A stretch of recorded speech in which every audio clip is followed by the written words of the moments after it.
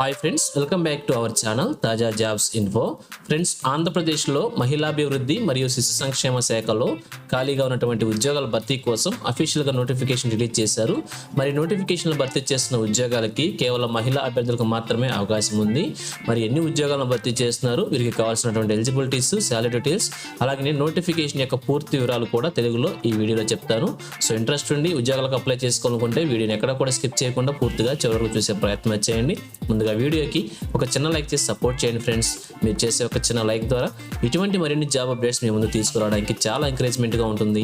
ఇంకా ఇప్పటివరకు మీరు ఎవరైనా మన ఛానల్ సబ్స్క్రైబ్ చేసుకోకుండా చూస్తున్నట్లయితే ఇటువంటి లేటెస్ట్ జాబ్ అప్డేట్స్ కోసం వెంటనే మన ఛానల్ కూడా సబ్స్క్రైబ్ చేసుకోండి.